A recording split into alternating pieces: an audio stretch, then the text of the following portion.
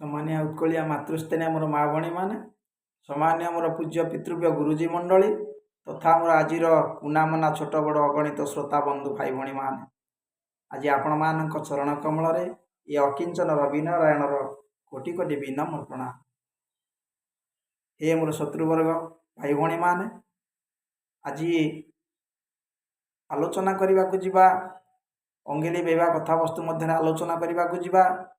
ए मानव जीवन को सार्थकता करने निमित्त ए मानव जीवन को निर्वाण प्राप्ति करने निमित्त आमे जो नाम उपर आश्रित होइछे आज आमर परिवार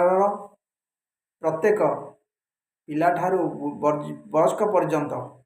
प्रत्येक पिला माने जेकोसी गोष्ठी बा धर्म गोष्ठी रे पाद दे आगे चली केवल उद्देश्य रोचे कौन ना आत्मा को शांति देवा। तेणु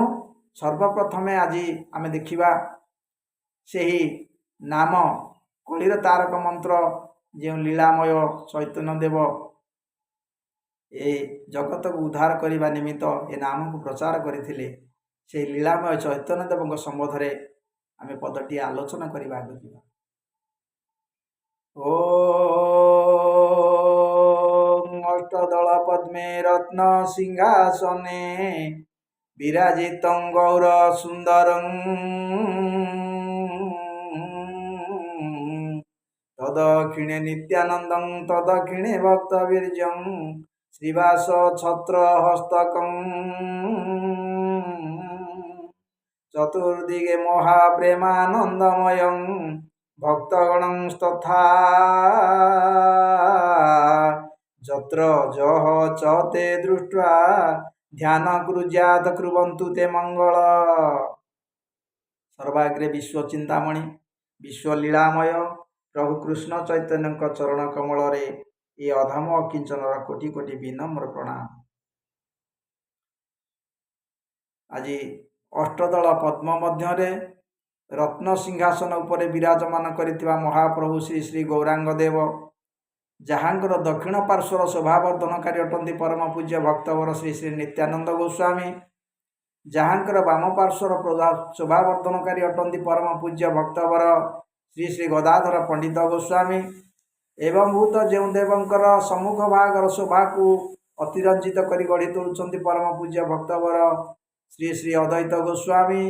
तथा दक्षिणास्थ पंडित श्रीवास पंडित गोस्वामी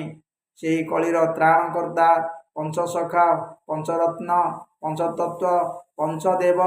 आज ये विश्वर मंगल विधान करंतु। बोल प्रेमानंद एक बार हरि बोल। ओ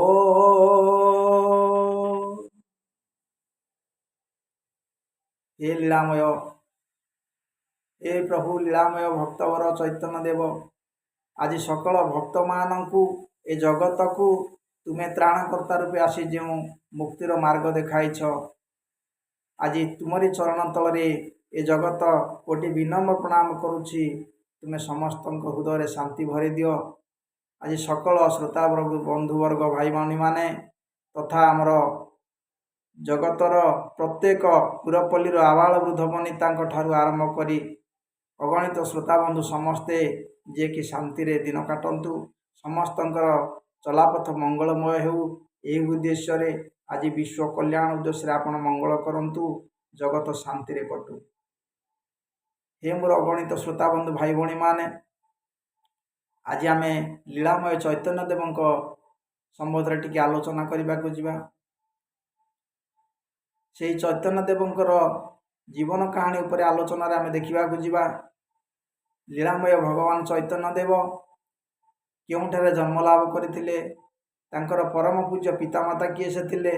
तांकर परम पूज्य गुरुदेव किए से थिले से कहीं ऊर्ध्व को हस्त पचारि नर्तन करुथिले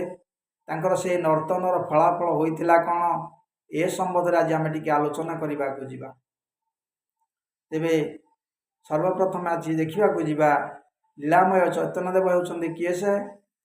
न सर्वअवतारी कृष्ण गौरांग होइल जोगेन्द्र दुर्लभ नाम तुमे